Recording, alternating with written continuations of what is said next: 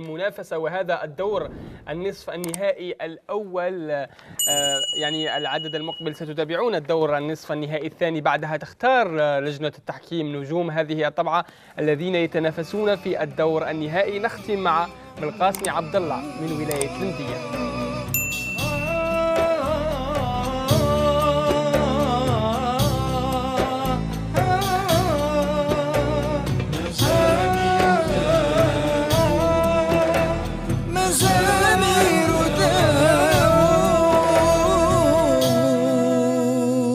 مرحبا بابننا بالقاسم عبد الله، بالقاسمي، نعم، بالقاسمي عبد الله. طبعا أيضا برعم آخر من المميزين، وإن شاء الله يستحق كل التأهل، وإن شاء الله نتمنى له ولباقي البراعم التوفيق. يا أو خاشعة، مستعد يا ولدي؟ مستعد إن شاء الله. وش رأيك نعطيك في المتشابهات؟ لا بأس. لا بأس، ما شاء الله. شوفوا الثقة في النفس، يعني ما شاء الله. طيب اقرأ يا بني من قول الله عز وجل: أعوذ بالله من الشيطان الرجيم. وإن يتفرقا يغني الله كلا من سعته. أعوذ بالله من الشيطان الرجيم. بسم الله الرحمن الرحيم. وإن يتفرقا يغني الله كلا من سعته وكان الله واسعا حكيما. ولله ما في السماوات وما في الأرض ولقد وصينا الذين أوتوا الكتاب من قبلكم وإياكم أن اتقوا الله وإن تكفروا فإن لله ما في السماوات وما في الأرض وكان الله غنيا حميدا. ولله ما في السماوات وما في الأرض وكفى بالله وكيلا. إن يشأ يذهبكم أيها الناس ويات بآخرين وكان الله على ذلك قديرا.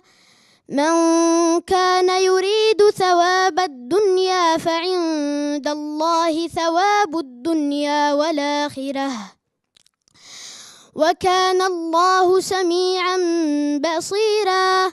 يا أيها الذين آمنوا كونوا قوامين بالقسط شهداء لله ولو على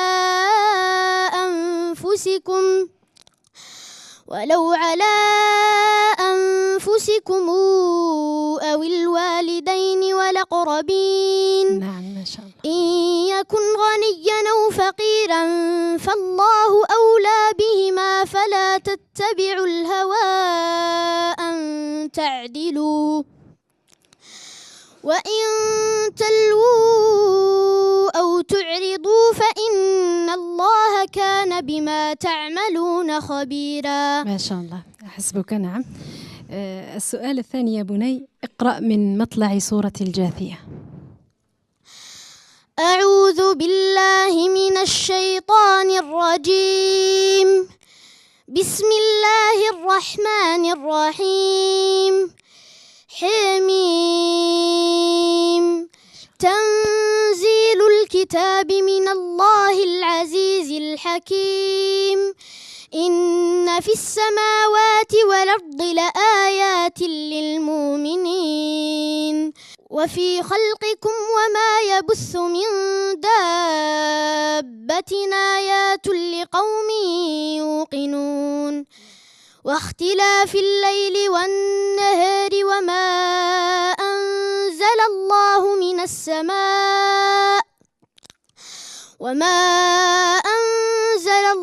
من السماء من رزق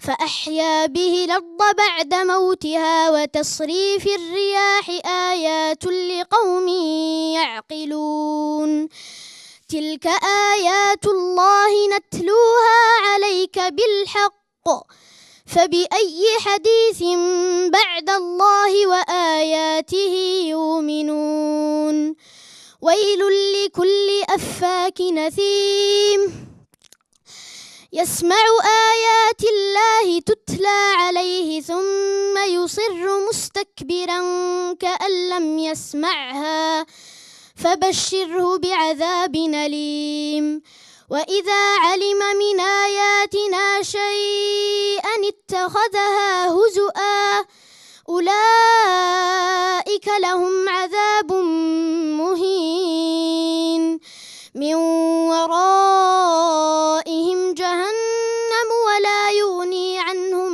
ما كسبوا شيئا ولا ما اتخذوا من دون الله أولياء ولهم عذاب عظيم هذا هدى والذين كفروا بآيات ربهم لهم عذاب من رجز أليم. أحسنت ما شاء الله ما شاء الله على ابن ولاية المدية بالقاسمي عبد الله، على هذا الأداء المتميز وعلى هذا الصوت الجميل وعلى هذه التلاوة الخاشعة التي أتينا بها في هذا البرايم النصف النهائي من هذه المسابقة، مسابقة مزامير داود. أستاذة راضية، أيضا عبد الله تم اختياره من بين الستة الذين تم إنقاذهم، لم يخب الظن. فعلا والله فعلا، يعني عبد الله هذا يثبت ما قلته سابقا، هذا هو حافظ القرآن الكريم، ونجزم أنهم جميعا حافظون، والحمد لله إذا اتيحت لهم الفرص سيبدعون ولله الحمد.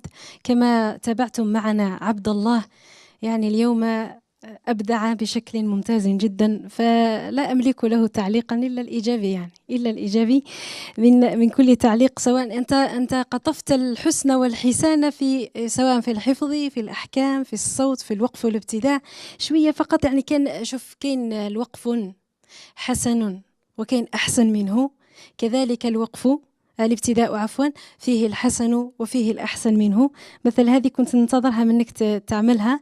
ولما قرأت من ورائهم جهنم ولا يغني عنهم، من يبدأ المعنى ولا يغني عنهم ما كسبوا شيئا ولا ما اتخذوا، لو أعدت من ولا يغني عنهم هنا يكتمل المعنى أحسن. هنا يا ولادي يسميوه الابتداء الأحسن والأتم، كما في أنواع الوقوف هناك أنواع الابتداء. لكن كما تلاحظون، يعني من يسمعني من أهل الفن والاختصاص في هذا الميدان يجدني أكلم هذا الولد في دقائق الأمور التي تدرس في المعاهد المختصة، فطوبى لهم وأحسن الله إليك وطيب الله أنفاسك وجزا الله خيرا شيخك ووالديك. شكرا. نعم، شكرا لك أستاذة راضية على هذا التقييم، وبالتوفيق لعبد الله بالقاسمي من ولاية المدية، وأشكر جميع أعضاء لجنة التحكيم على هذا التقييم لسهرة اليوم في البرايم النصف النهائي الأول. نلتقي بكم الأسبوع المقبل من أجل أن تستمعوا لبقية المشتركين، منها تختاروا لنا الأربعة الذين سيكونون في البرايم النهائي من مسابقة مزامير داود لصغار حفظة القرآن الكريم. أتمنى لكم وافر التوفيق.